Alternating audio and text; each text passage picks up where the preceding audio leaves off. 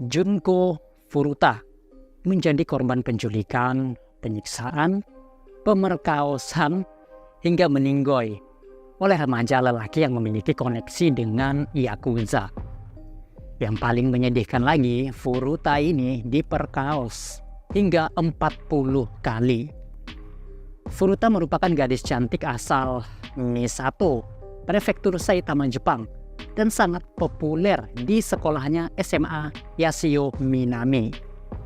Kasus ini terjadi pada akhir 1980-an.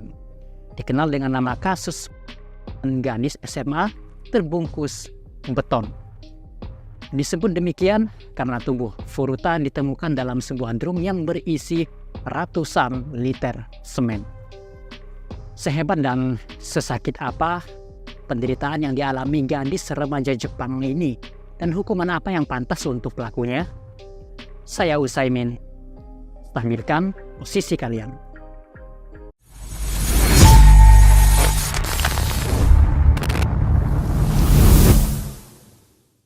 Furuta lahir 22 November 1972. Adalah seorang siswi SMA Jepang berusia 16 tahun. Awal nelangsa Furuta dimulai ketika seorang lelaki bernama Hiroshi Miyano yang punya reputasi sebagai tukang bully dan memiliki koneksi dengan Yakuza ternyata tertarik dengan kecantikan Furuta. Nah, ibaratnya nih, kalau Furuta ini kembangnya sekolah lah jadi incaran para lelaki-lelaki hidung belang. Biasanya Miyano dan kawan-kawannya menyukai perempuan yang nakal, suka minum alkohol, merokok, atau pakai narkoba, seperti yang mereka lakukan. Justru anak baik-baik seperti Furuta akan direndahkan oleh geng seperti itu. Namun suatu hari, Miyano membuat pengecualian. Ia tertarik pada kecantikan Furuta. Miyano menyatakan cinta, namun Furuta menolak dengan alasan ia sedang tak berminat untuk pacaran. Selama ini semua siswa di sekolah mentaati kemauan Miyano, apalagi kalau bukan karena mereka takut pada teman-teman Yakuza Miyano. Nah, si Miyano ini punya koneksi Yakuzanya, pamer kekuasaan dengan cara menebar dan mengeksploitasi ketakutan siswa-siswa yang lain. Sehingga penolakan dari Furuta membuat Miyano marah besar. Pada suatu malam hari, sekitar jam 8:30 tanggal 25 November 1988, Furuta pulang dari pekerjaan paruh waktunya dengan menaiki sepeda. Sayangnya saat itu Miyano dan Nobuharu Minato, kawannya, sedang berkeliaran di Misato untuk merampok dan meruda paksa wanita lokal. Nah, mereka kemudian melihat Furuta yang mengendarai sepeda. Atas perintah Miyano, temannya si Minato tadi menendang sepeda Furuta hingga gadis itu terjatuh. Nah, Minato lalu kabur, sementara Miyano berpura-pura baru datang dan menawarkan diri untuk mengantar Furuta pulang. Nah, kurang lebih seperti itu skenario mereka berdua. Nah, Furuta tak menolak saat itu. Namun ternyata ia diarahkan ke sebuah bekas gedung yang tak jauh dari lokasi jatuhnya sepeda tadi.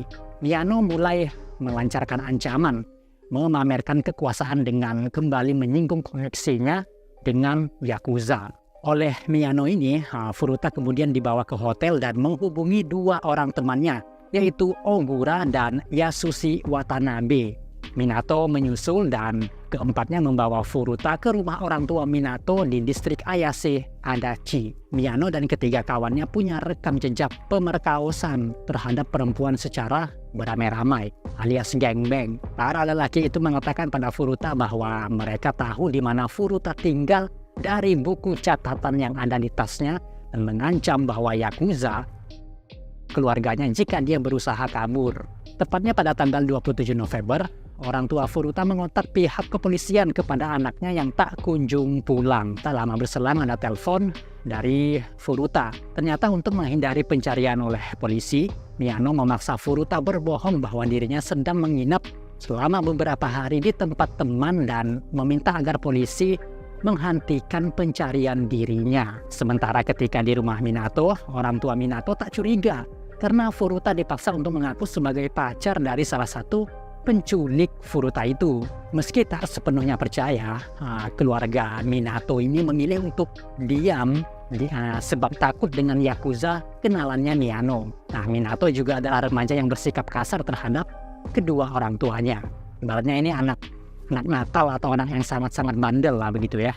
Di rumah itulah selama kurang lebih dari 40 hari ke depan, Furuta berkali-kali mendapat tingkat kekejamannya melewati logika kemanusiaan. Bukan hanya oleh keempat lelaki itu, tapi teman-teman Yakuzanya seringkali diundang untuk turut Furuta. Laporan resmi pengadilan Jepang mencatat dengan detail yang dinarasikan ulang oleh media massa setempat. Menurut laporan persidangan kasus ini, Furuta diruda paksa sebanyak lebih dari 40 kali secara bergilir oleh para lelaki itu.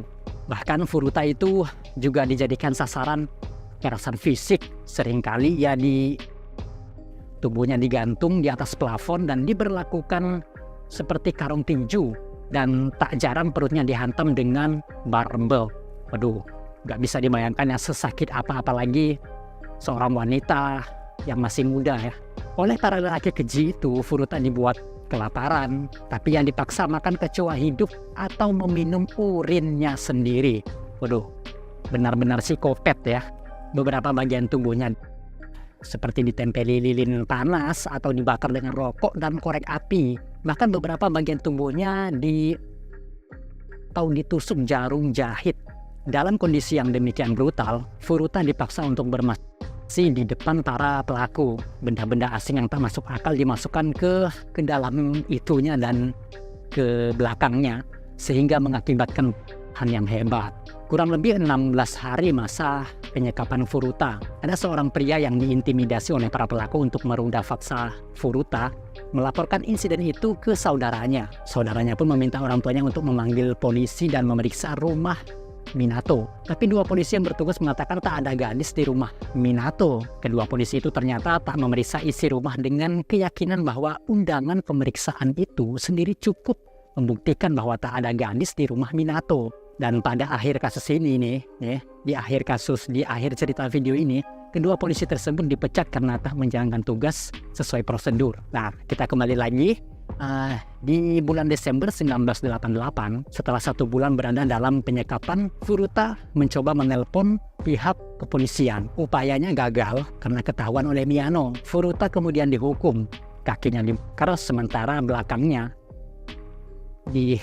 dimasuki botol besar hingga mengalami dan kejang-kejang. Menurut laporan, selama persidangan para pelaku mengira bahwa gadis itu hanya berpura-pura kejang sehingga mereka membakarnya lagi. Furuta selamat dari semua siksaan itu yang membuatnya terus mengalami pemerkosaan dan siksaan lainnya. Furuta sampai meminta agar dirinya dibuat meninggoy saja agar penderitaannya berakhir. Namun para pelaku menolak dan malah memaksanya tidur di balkon.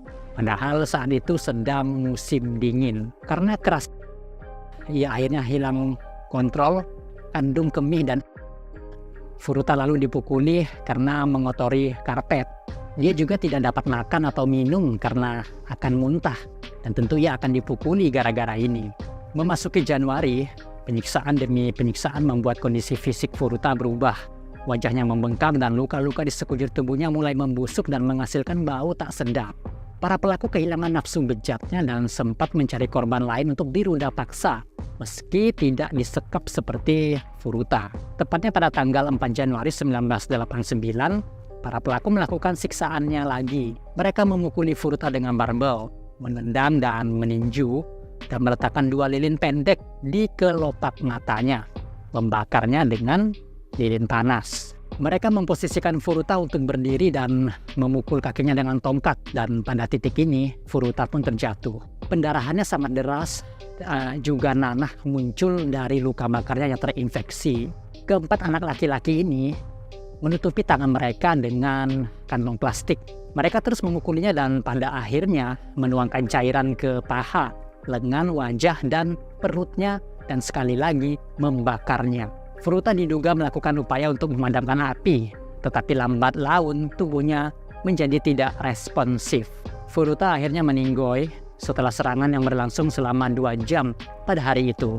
Takut tertangkap polisi, para pelaku kemudian membungkus tubuh Furuta dengan selimut, menempatkannya di drum bervolume 208 liter dan mengisinya dengan semen basah. Pada pukul 8 malam mereka membawa drum ke sebuah daerah bernama Koto di Tokyo, kemudian membuangnya ke dalam truk semen. Beberapa pelaku ditangkap pada akhir Januari 1989 atas kasus pemerkosaan gadis lain. Dan pada tanggal 29 Maret setelah interogasi lebih lanjut, mereka mengakui kejahatan yang mereka lakukan terhadap Furuta dan menyeret pelaku lainnya. Drum berisi tubuh Furuta ditemukan keesokan harinya pada tanggal 30 Maret 1989. Tak lama berselang, pengadilan atas kasus ini dimulai dengan mendatangkan seluruh pelaku. Namun vonis terhadap pelaku dirasa tidak adil dalam pandangan masyarakat. Yang paling ringan adalah hukuman penjara 7 tahun, sementara yang terberat 20 tahun. Hakim saat itu memang merasa kesulitan memenuhi tekanan publik sebab para pelaku masih di bawah umur. Furuta dimakamkan pada 2 April 1989. Keluarga dan teman-teman dekatnya hadir di sana bersama kesedihan yang mendalam. Kisah tragis Junko Furuta ini, gadis paling cantik di sekolahnya, abadi dalam karya seni novel, film, hingga lagu.